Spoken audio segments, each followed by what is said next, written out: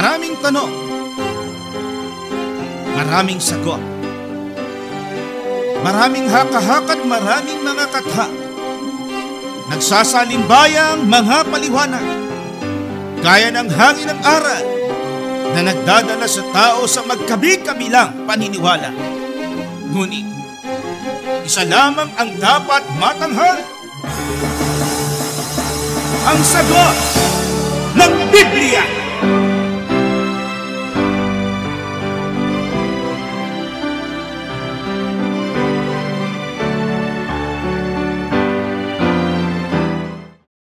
Ngayon po lang inyong narinig mga giliw naming taga-subaybay sa palatuntunan ito na ang kabanal-banalan. Ang bahagi po ito ng ating programa ay pinamagitan po natin ang sagot ng Biblia.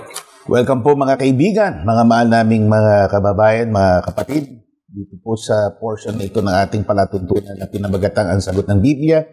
Ito po again ay pinapahayag natin. Bahagi po ito ng anchor program natin na ang kabanal-banalan, which incidentally ay meron din po tayong mga ibang araw na kung saan ay pwede nyo pong panoorin mga sub-programs po natin sa ilalim nga po ng banner na ang kabanal-banalan.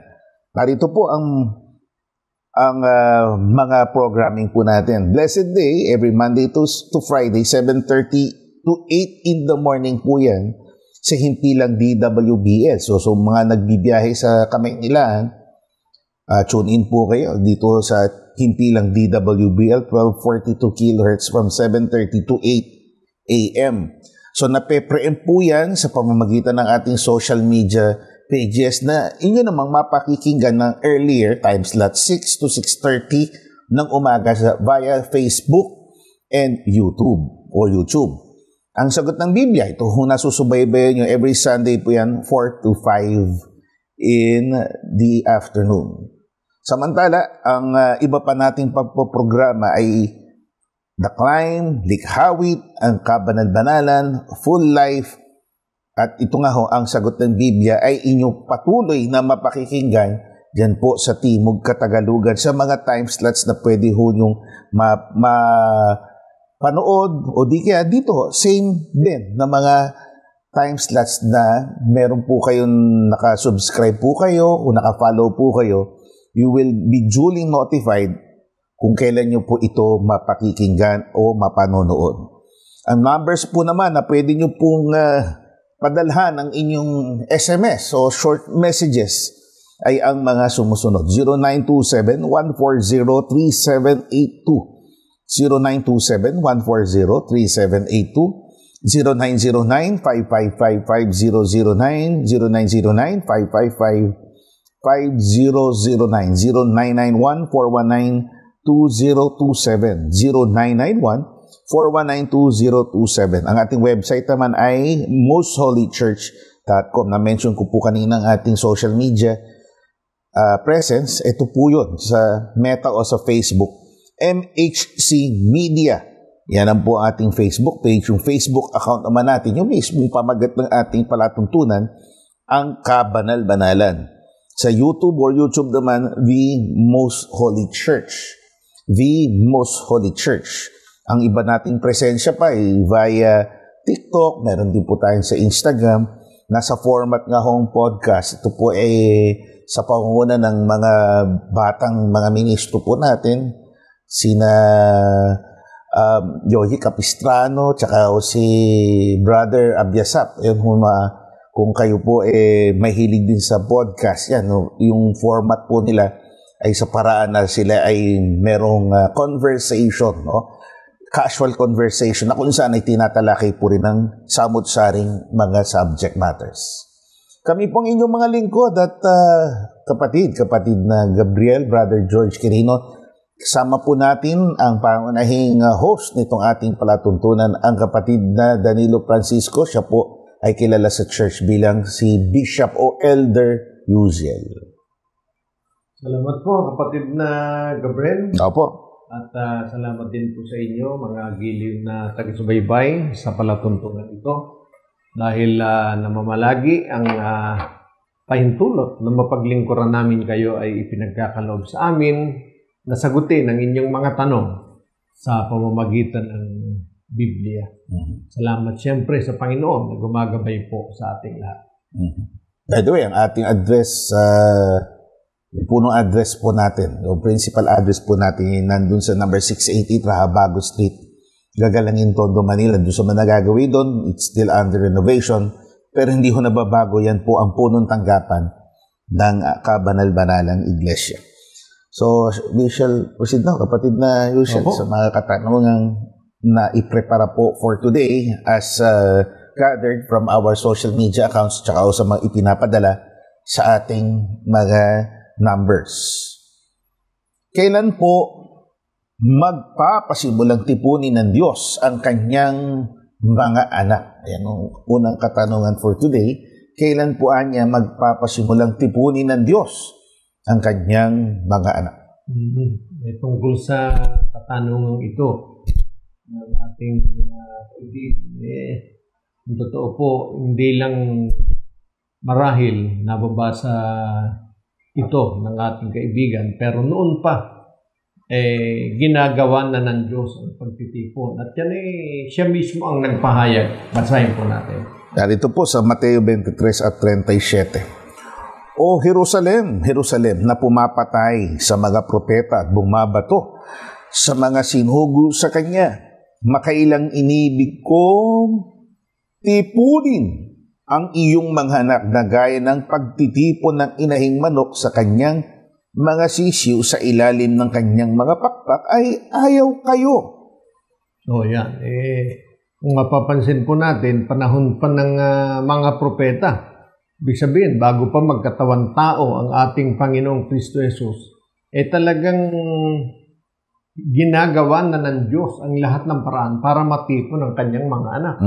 Na partikular ng panahong yaon, ang tinutukoy niya, ang mga Israelita. Opo. So, noon pa, contrary dun sa paniniwala ng iba na parang ngayon pa lang o in the future pa lang titipunin. Noon pa po, kapatid na Yushel, tinitipon na ng Diyos, ginagather niya. Yung gathering na ito, pagtitipon, ay pagsasama, paglalagay sa isang dako.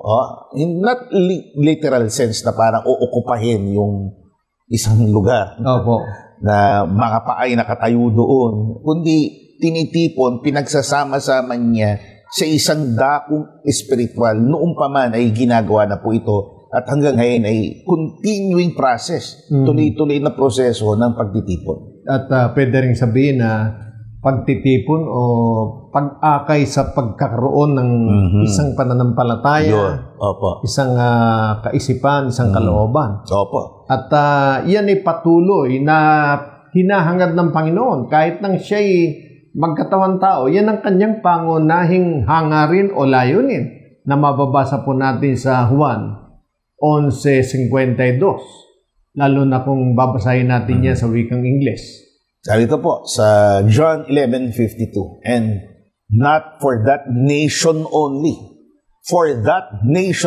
but for the purpose of uniting in one body the children of God all over the world. So, hindi niya para lamang sa may tinutukoy na bansa lamang. That nation refers to Israel. Referido po yan sa Israel. Ang layunin niya ay para tipunin sa isang katawan ang lahat ng mga anak ng Diyos na nasa pangangalat. So, diyan mapapansin natin yung pagtitipon na hangarin ng ating Panginoon na hindi lang basta magkasama-sama, kundi magkaroon ng pagkakaisang lubos. At yun ay mangyayari lamang kung lahat ng mga anak ng Diyos ay maging bahagi ng isang katawan ng ating Panginoong Kristo Jesus. Kaya kung atin pong uunawain sa Biblia, alin ba yung katawang tinutukoy na diyan niya naistipunin, pagkaisahin, pagsamasamahin ang lahat ng mga anak ng Diyos na ayon sa nakasulat, mga anak ng Diyos, hindi sa isang bansa lang, kundi sa buong mundo. Dahil ito po ang nakasulat, mga kaibigan, sa liham ni Pablo sa mga kapatid sa Colosas 1:18. at siyang ulo ng katawan sa makatwid bagay ng iglesia, na siya ang pasimula, ang panganay ng sa mga patay, upang sa lahat ng mga bagay ay magkaroon siya ng kadakilaan. No, yan. Yung tinutukoy na isang katawan na doon gusto ng Diyos na matipon, na taglay ang pagkakaisa ng lahat ng kanyang mga anak, yung katawang yon ang katawan ng ating Panginoong Kristo Jesus na spiritual.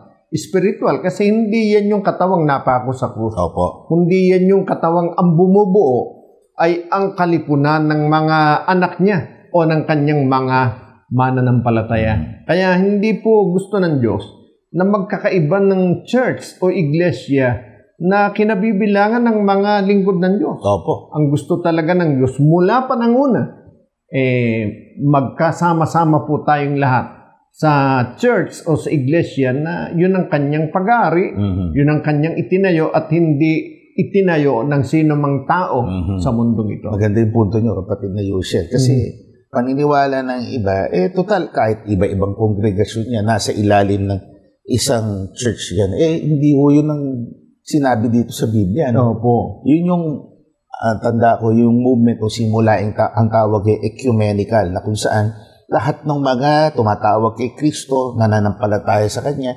bagamat sila yung magkakaiba ng doktrina, merong kinikilalang iisang Diyos, iisa ang Ama at si Kristo, meron naman magkaiba sila, meron naman tatlo sila. Opo. Hindi po maituturing na isang katawan yun. Mga kaibigan, kahimat, they believe in God, they believe in one book as the fundamental reference or source of their belief, yung Biblia. Hindi ho, yun yung tinutukoy na isang katawan na dapat pagtipunan, kundi yung establisado mismo ng ating Panginoong Kristo Jesus sa makatwid, yung isang iglesia na siya mismo ang nagtatag. Opo.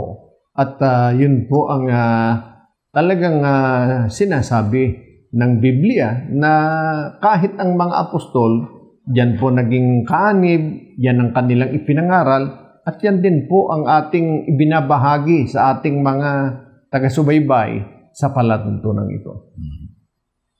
Palain po tayo sa mga kaalamang yan na hango po sa Biblia. Ang kasunod pong katanungan, kapatid na Yusel, ito po ay batay sa nababasa sa Aklat ng Mga Gawa. Ano po ba ang Pentecost? So, meron niya sa Biblia yung mismong salita. Yan po ay nasa Aklat ng Mga Gawa. So, ating masusubaybay dito po sa ating mga monitors. Pentecost. Basahin natin. Gawa 2 at 1. At nang dumating nga ang araw ng Pentecostes, silang lahat ay nagkakatipon sa isang dako. Ayan. Yan. So, hindi yung pagkakatipon ang Pentecostes, kundi yung araw na kung kailan nila ginawa yung pagkakatipon. Tama? Opo. At ang diwa ho nitong pagtitipon na ito, originally, kapatid na Yusel, ito po isa sa mga festival na ginagawa ng mga Hudyo. Tatlo ho yan. Yung una, yung mismo Pasko, Passover. Tapos, itong Pentecostes, kaya ang ibig sabihin ng Pentecostes ay 50. So, after nung Pasko, na unang festival ng mga Hudyo, after 49 days, after 7 times 7, 7-7, 49. So, the 50th day, ang tawag po dun Pentecostes. Yun po yung pagtitipon din ng mga Hudyo. May pangatlo pa nga ako pero wala nang kinalaman sa pagtalaki natin. So yung tinutukoy dito at first, dumating yung araw ng Pentecostes, ito yung festival ng mga Hudyo. Lamang, nandun din ang mga Kristiyano. Na nagkatipon din. Ay nagkakatipon sa araw na yaon. Kaya lang ito very significant day dahil hindi naman siya hinajak ng mga Kristiyano yung araw na yun. Nataon kasi na araw ito, very significant ito sa mga Hudyo. Nagtitipon sila, marami sila. Journey po yan. Parang doon sa mga kaibigan nating mga Muslim, sila po ay nagtutungo ng Mecca. Ito, panawagan sa mga Hudyo, pagka may festival ng Pentecostes, nagtutungo sila sa Jerusalem. Kaya sa Jerusalem po yan, sa templo ng Jerusalem. So, inulit po natin, ito po ay hango sa Koine Greek o yung casual o universal Greek sa saling Septuagint ng Biblia, doon matatagpuan ng Pentecostes. Sa salin natin ngayon, sa Ingles at sa wikang Tagalog, matatagpuan natin yung salitang Pentecostes o Pentecost. So ano ang dapat malaman pa natin higit sa lahat dito? Kasi marami ho ang nag-aanalisa ng mga nangyaring yan. Dahil yung mga lingkod dito, yung mga alagad, dito ho nagsimula, sinasabi nilang speaking in tongues. Sila po nagsipagsalitaan yan ng iba't ibang mga wika. Siguro, suriin natin yung mga kasunod na naging kaganapan. Sa nasabing aklat pa rin. Basahin natin. 2. At biglang dumating mula sa langit ang isang ugong na gaya ng sa isang humahagibis na hanging malakas. At pinuno ang buong bahay na kanilang kinauupuan. At sa kanila'y may napakitang mga dilang kawangis ng apoy na nagkabahabahagi at dumapo sa bawat isa sa kanila. At silang lahat ay nangapuspos ng Espiritu Santo at nagpasimulang magsalita ng iba't ibang wika ayon sa ipinagkaloob ng Espiritu na kanilang salitain. 5. May mga nagsisitahan. Ito, may nagsisitahan nga sa Jerusalem ng mga Hudyo, mga lalaki relihiyoso, na buwat sa bawat bansa sa ilalim ng langit. At nang marinig ang ugong na ito ay nagkatipo ng karamihan at nangamaang sapagkat sa kanila'y narinig ang bawat isa na sinasalita ang kanyang sariling wika. At silang lahat ay nangagtaka at nagsipanggilalas at nangagsabi, narito, hindi baga mga Galileyong lahat ang mga nagsisipagsalitang ito? At bakit nga nanig ng bawat isa sa atin ang ating sariling wikang kinamulatan? Yeah. Yun yung pangyayari na sinabi ng kasulatan na nagsalita sila ng iba't ibang wika. Na ang dating naman sa mga bumabasa nito sa kasalukuyan, parang yung isang tao nagsalita ng maraming wika sa isang pagkakataon. Sa katotohanan, yung mga Hudyo, alam naman talaga natin, nagsasalita ayon sa wika nila bilang, sabi nga, bilang Galileo. Pero hindi gaya ng pagkaintindihan ng iba na nasasalita nila aktual kung ano yung salita ng mga taong nakikinig sa kanila sa isang pagkakataon. Sa halip, ang nangyari talaga, nagsasalita ang mga apostol ayon sa kanilang wikang alam, pero ang dating doon sa nakikinig, ayon sa wika nung nakikinig. Klaro para sa kanila. Naintindihan nila kahit iba-iba wika. So, para sa kanila, nakikita nila, ito'y ang lokalidad na tinitiran nila, mga taga-Galileo. So, pinipresyon nila, ito lang ang kaya nilang iwika, yung galing doon sa lugar na yun. Tayo, nasa pangangalat kasi mga Hudyo Sabi nila, iba-iba ang pinanggalingan natin, iba-iba ang kinamulatan nating kultura, pati wika ng kung saan tayo pinanganak. Ito nakasanayan natin. And yet, iba-iba tayo. Itong mga ito, sinalitaan nila ang iba't ibang wika natin. Ang dating naintindihan. Diba? Kaya yung araw na ito, naging bandog sa Kristyanismo na Pentecostal ang tawag niya. Kasi nga, araw na bumaba ang Espiritu at gaya ng dilang apoy na nagbabahagi, naghati-hati. Sila ay nililiman, sila ay kinasihan ng Espiritu Santo at nagsipagsalita ng wika ng mga nakasaksi sa kanila. Kaya iba yan doon sa mga sinasabi ngayon na nagsasalita ng iba't ibang wika. Yung speaking in tongue na sinasabi nila na ang nakakaintindi lang yung nagsasalita. at yung nakikinig, hindi naintindihan. Iba yan dun sa pangyayari sa panahon ng mga apostol. Dahil sa panahon ng mga apostol, nagsasalita ang mga apostol sa wikang alam nila. Pero, yung hindi nakakaintindi ng wika nila, dahil hindi naman Hudyo, naintindihan ayon sa kanilang sariling wika, yung sinasabi ng mga Hudyo. Unlike dun sa mga nagkiklaim na sila pinuspos ng espiritu, nanginginig, bumubula ang bibig, hinihimatay. Parang may episode po yata yun ang tawag doon. Sa wikang Ingles, ang salita nila gibberish, hindi naintindihan. Pag tinanong mo yung audience, nung nakita yung nagkiklaim na sila speaking in tongues, naintindihan nyo ba yung sinasabi nung mga nag-claim na ito? Hindi. So, hindi naintindihan. So, contrary dun sa turo ng Biblia, naintindihan dapat yon. So, claim lang yon. They're speaking in tongues. Yung mga nagpapakilala ng gano'n. Diretso na natin, nagpapakilalang Pentecostal. Ang totoong Pentecostal is the church, yung church mismo na itinayo ni Kristo na binigyan niya ng aloob na ukol sa salita, sa wika, propesiya, di ba? Sabi ni Pablo, yan, binagkalooban sila ng iba't ibang mga talento para ipangharal ang ebanghelyo, diverse, maraming makauunawa, iba't ibang lahi, iba't ibang wika. Tema ng ating we care. Sa lahat ng lahi, wika, di ba? At nangahari. Yun pong intensyon Yun yung pagiging universal ng iglesia itinayo ni Kristo, ang kabanal-banalang iglesia, para maintindihan, mag-reach out sa lahat ng mga tao kahit ano pa ang kanilang dila o ang kanilang wika. Kaya yung Pentecost na yan na itinatanong, yan yung panahon na talagang gumawa ang Diyos ng isa sa kanyang ipinangako para sa kanyang mga lingkod na sila yung makapagpapahayag ng aral kahit sa iba't ibang wika o sa iba't ibang tao, iba-iba man ang kanilang wika.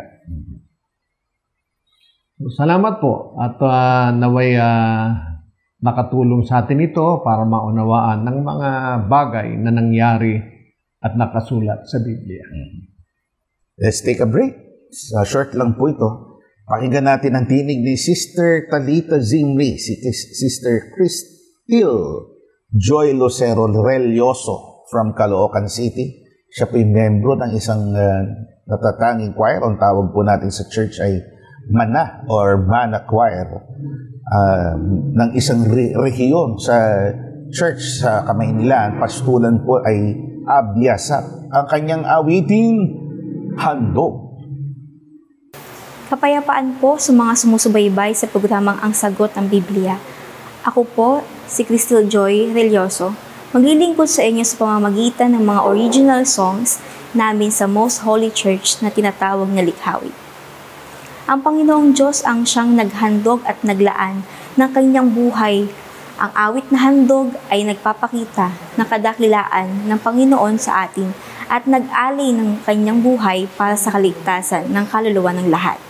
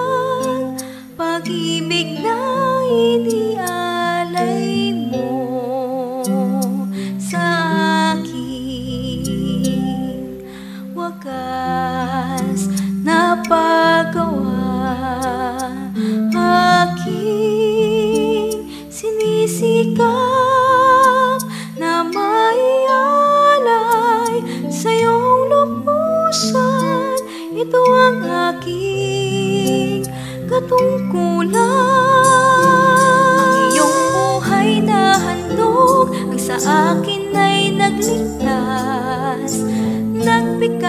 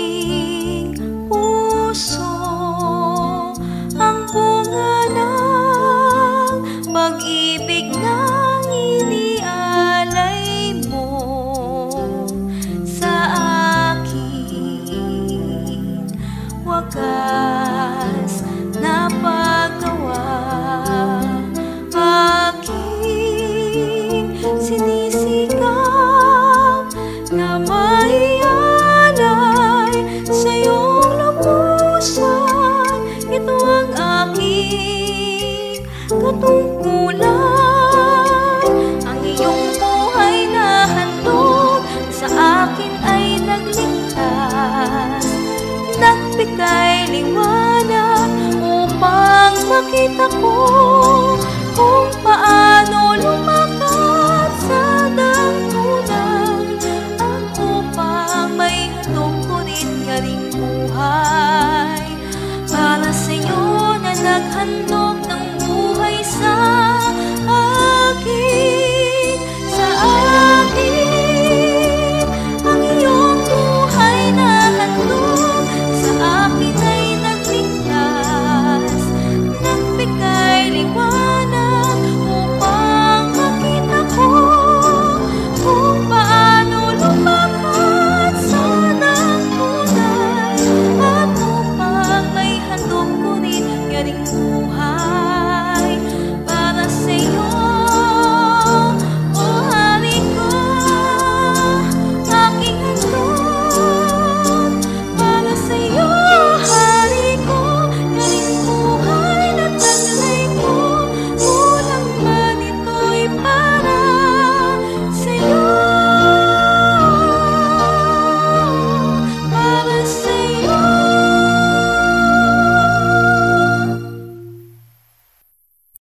Purihin ang Panginoon.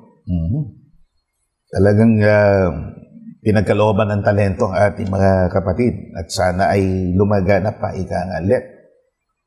We pray that your tribe increase. Dumami pa ang mga kinakasangkapan ng Diyos sa ministeryo ng musika.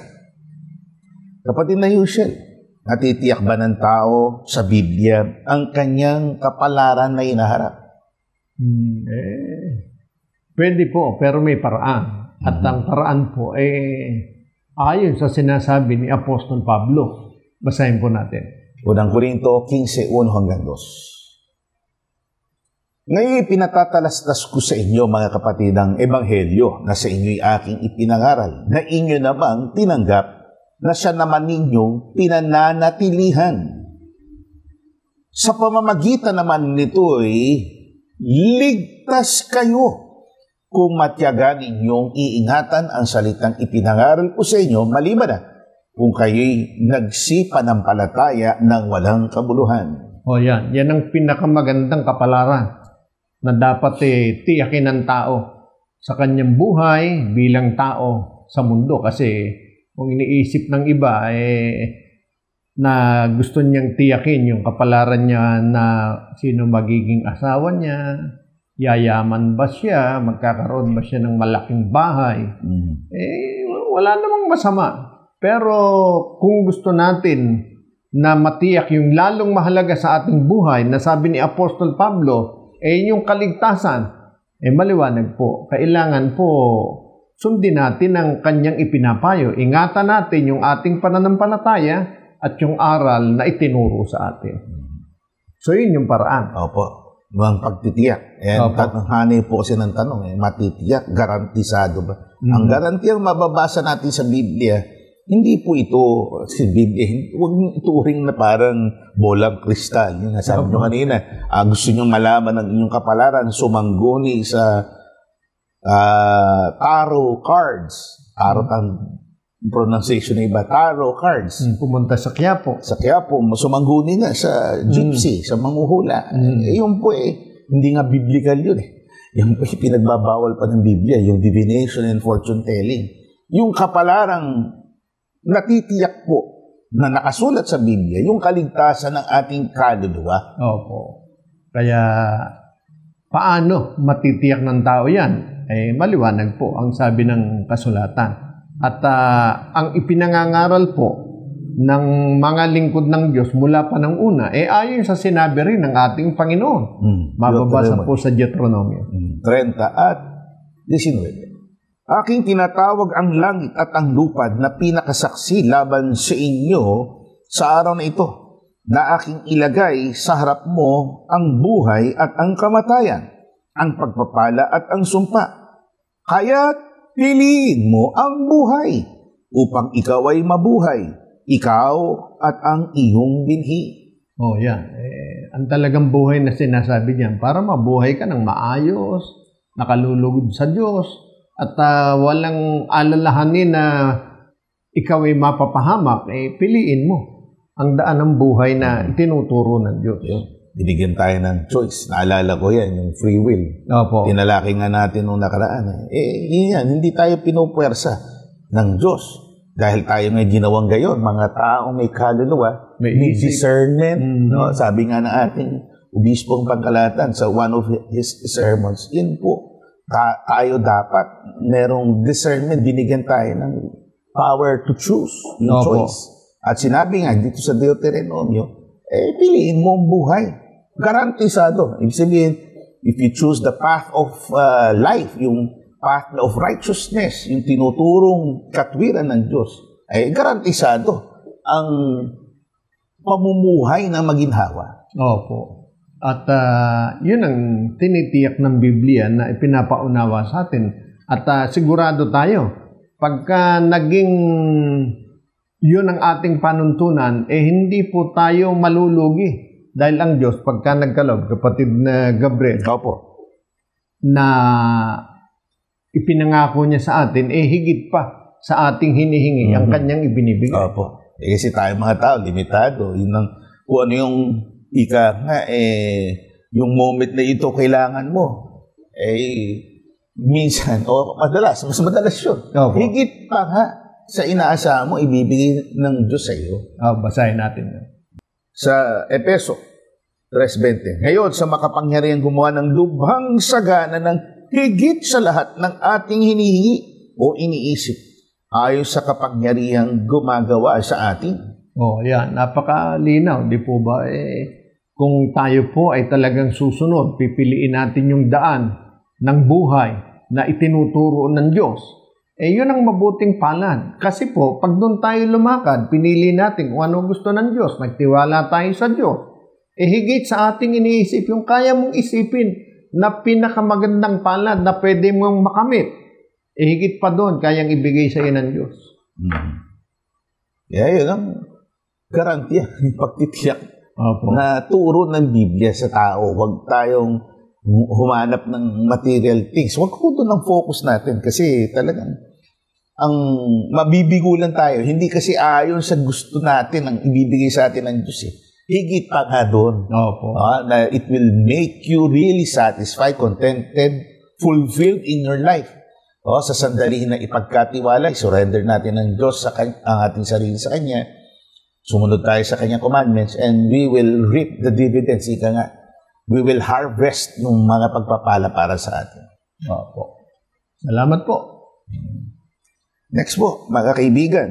Ito ay mga burning issues din lately. Bakit ang mga Hudyo ay hindi nangangaral sa pangalan ni Jesus?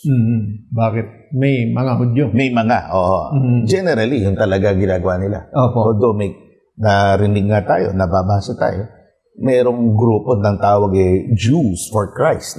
Sabihin, mga convert po ito sa Christianity. Kaya nga noon, mga Ebreyong kapatid, di ba yung sinalatan ni Pablo? They are citizens of Israel, Hebrews, ang ethnicity nila, and yet, naniwala sila, sumampalataya sila kay Kristo. So, in general, ang tinutukoy po dito yung relihiyong Judaismo. Kung bakit? Di basahin natin sa Biblia ang kadahilanan. Sa unang Korinto 2:8, na hindi napagkilala ng sino mang pinuno sa sanglibutan ito, sapagkat kung nakilala sana nila, ay di ipinako sa krus ang Panginoon ng kaluwalhatian. Ang totoo, hindi lang yan yung mga Hudyo na alam natin. Kahit po hindi Hudyo. Hindi, meron pong mga ang pagkaalam tungkol sa Panginoon na hindi siya dapat na kilalaning Diyos, hindi siya dapat kilalaning tagapagligtas. Yun ang alam sa Panginoon. At yan din ang paninindigan ng mga nagpako sa Kanya sa krus. Kaya sabi ni Apostol Pablo, kung nakilala sana nila, siya na nagsasalita nito, Hudyo, lahi ni Benjamin. Pero maliwanag ang kanyang sinabi, ang dahilan, hindi nila nakilala. Kung nakilala sana nila, dapat din nila ipapako sa krus. Mhm. Kaya yun ang talagang dahilan, hindi nila nakilala. Kung meron mga mangangaral, hindi pinakikilala ang Panginoong Kristo Jesus bilang Diyos, bilang tagapagligtas, hindi po dahil sa ano pa man, maliwanag, hindi kasi nila nakilala. Kung nakilala nila yun, kahit yung mga nagpako sa krus, hindi nila gagawin yung gawang yun dahil alam nilang yun ay masama. Mhm.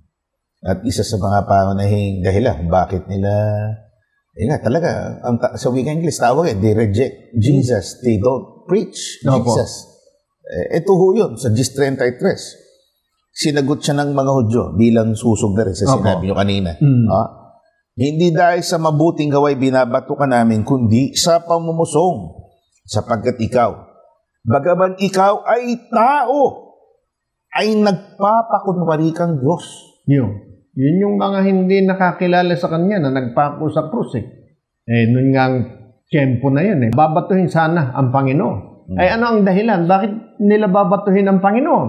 Maliwanag. Ang alam nila, tao ka, nagpapakunwari kang Diyos. Ibig sabihin, akala nila, nagpapakunwaring Diyos lang ang Panginoong Kristo Jesus. Alam naman natin, walang pagkukunwari at hindi kailanman nagsinungaling ang Panginoon. Opo. Klaro po yan. Yung pagkakilala kasi nila kay Kristo, tao, a human being like us.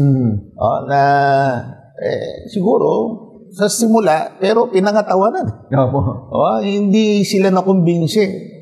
Along the way, nagtuloy-tuloy pangangaral ni Kristo, hindi sila nabago, hindi sila na-persuade o nakumbinsi sa kanilang maling pagkakilala sa Kanya. At may mga batayan sila kung bakit ganun ang kanilang prinsipyo o paninindigan. Basahin natin. Marcos sa 1:3. Hindi baga ito ang anluwagi, ang anak ni Maria at kapatid ni Santiago at ni Jose at ni Judas at ni Simon, at hindi baga nangaririto sa atin ang kanyang mga kapatid na babae at siya'y kinatitisuran nila. Hindi ba ito ang anluwagi? Anluwagi pala ang Panginoon. Ibig sabihin, nagkakarpentero din siya, no? Opo. Yun ang alam sa kanya. Kaya, natural, yun ang talagang iisipin. May mga kapatid pa siya. Ito ang mga kapatid niya. Yung ibang kapatid niya babae, tisod pa sa kanya. Opo. Parang kinahiya nila na parang, bakit ginagawa ito ng ating kapatid? Siguro, hindi rin nila matanggap na kiniklaim ng Panginoon.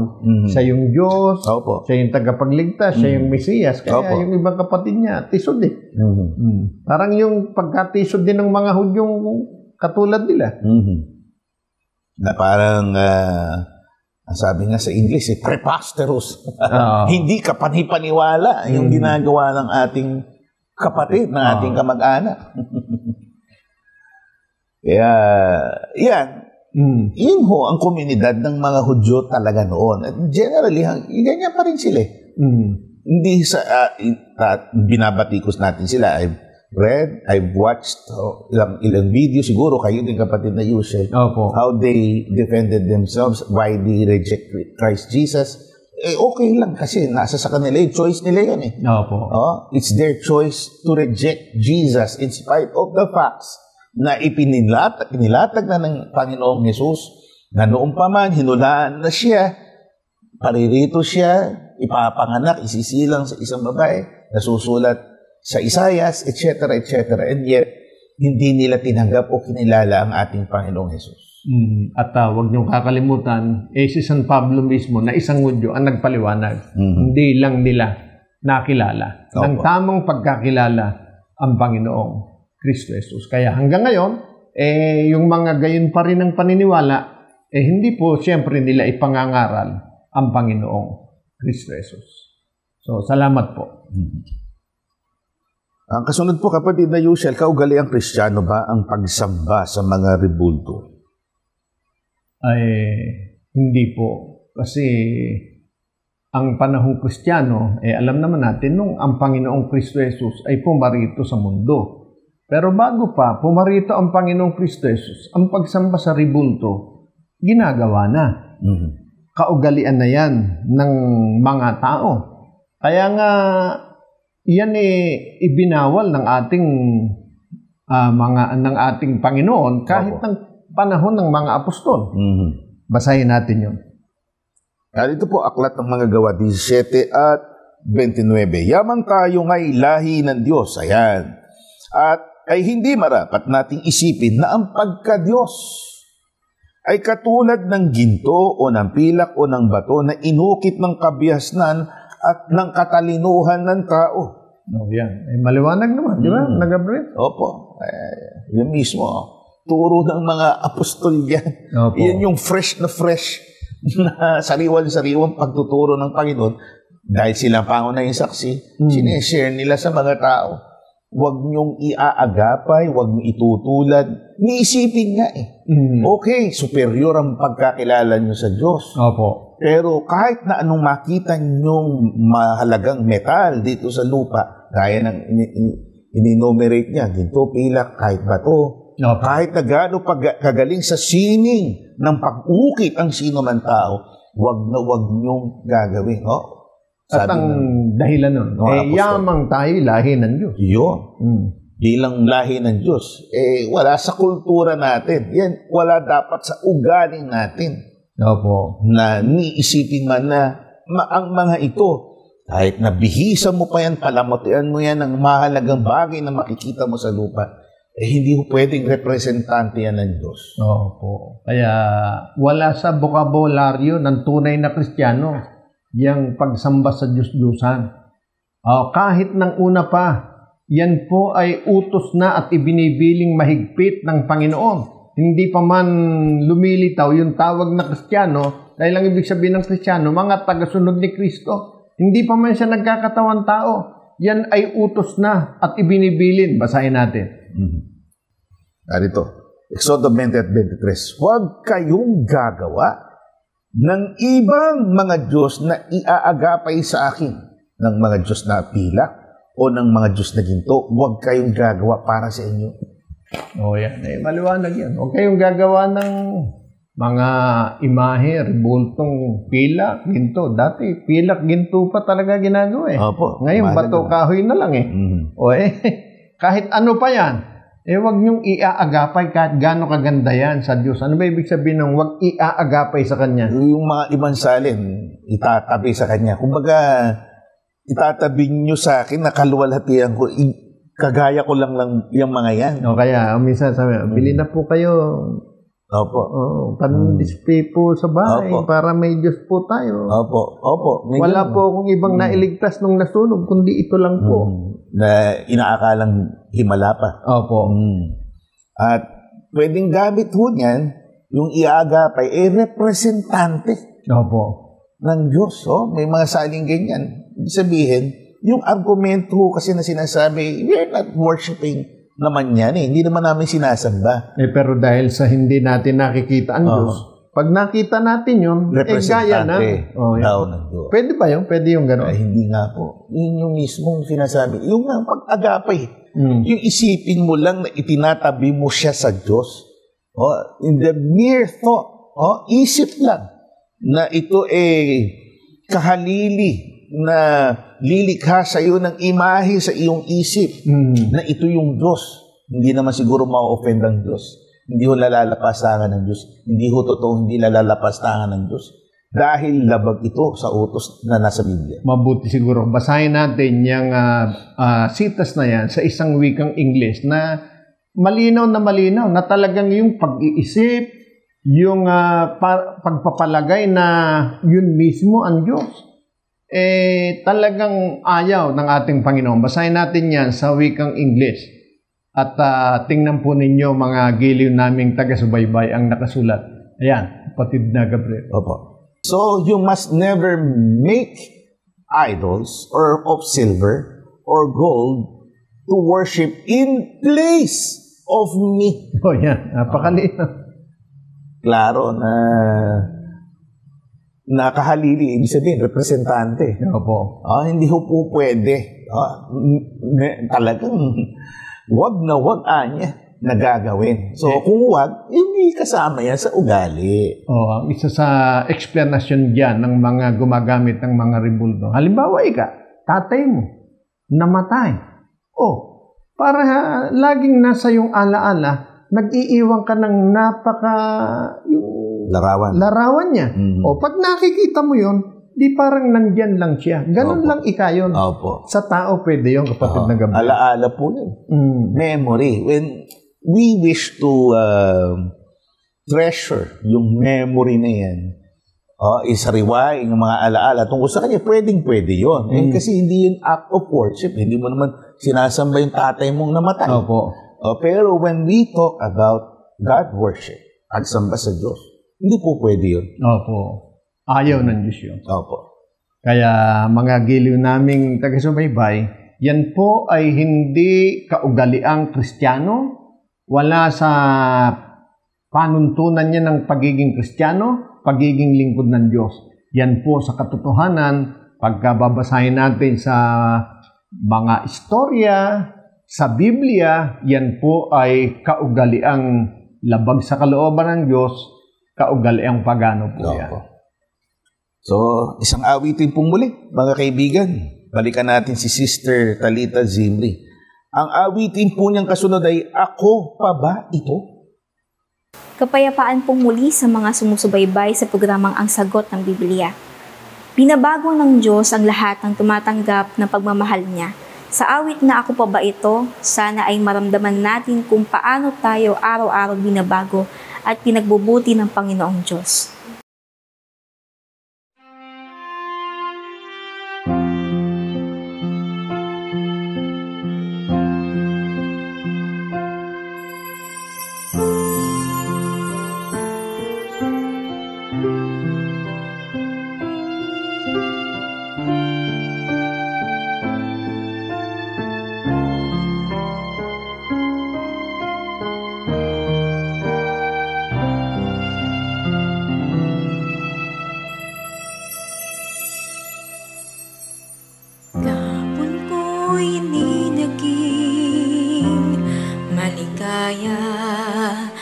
Sa hirap ng kalooban, karamay sa tuwina. Sa pagmamahal ay salat, sa yaman ako ay hubad. Ngunit dumating ka, buhay ko'y nag-iba.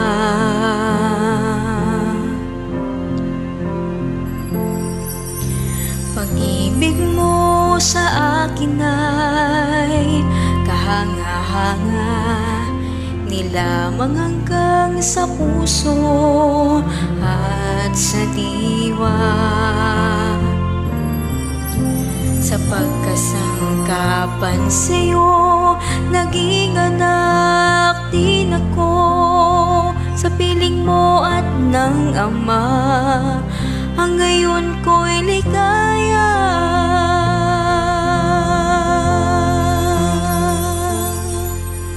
Ngayon ang buhay ko ay iyong binago. Kulay pag-ibig, itong aking mundo. Ako pa ba ito? Ako pa ba ito? Binago ng agape mo ang buhay ko. Kahapon ko'y hindi naging maligaya, dusa't hirap ng kalooban, karamay sa tuwina. Sa pagmamahal ay salat, sa yaman ako ay hubad. Ngunit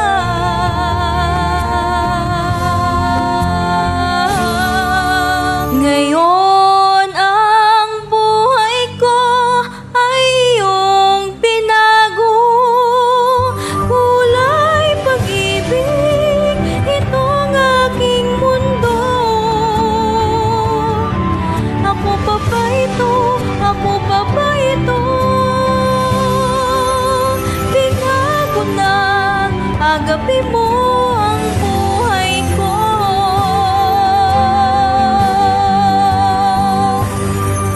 Ako pa ba ito? Iba na nga ako. Ito ako ngayon, ang inialay ko sa'yo.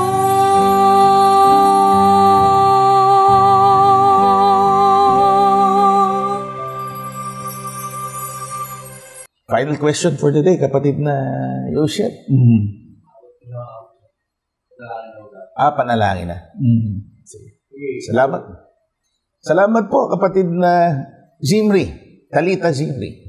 At sa pagkakataon pong ito ay pansamantala po ay hinto muna natin ang pagtugon sa mga katanungan ng ating taga-subaybay. Darako po tayo sa isa pang lalong mahalagang bahagi ng ating programa, ang pagdulog sa Panginoon upang magpasalamat at patuloy na pananalangin sa Kanya ukol sa ating mga kapatid na nasa iba't ibang sitwasyon.